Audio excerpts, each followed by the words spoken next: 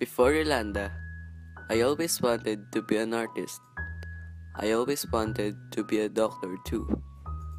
A dancer, a teacher, a nurse, a pilot, a seaman, a carpenter, or a lawyer, a priest, an engineer, a farmer, a hero. But after Yolanda, our city, our villages, our homes, our schools, and along with our dreams have been turned to rubbles. Everybody was starting to lose hope.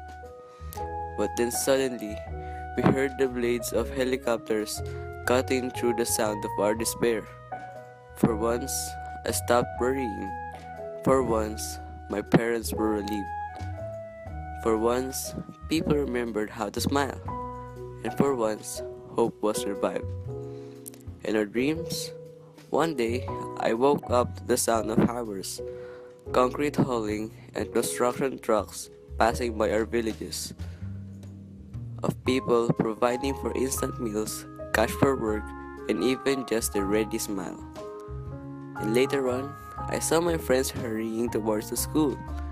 When we got there, we saw people rebuilding our schools again and restoring our communities, and more so, returning back the dignity of our villagers.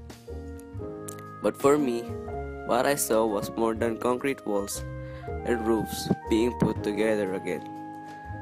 I thought my ambition to become a doctor, an engineer, a lawyer, a farmer, or an artist was going to continue, because what I saw were people helping and rebuilding our dreams.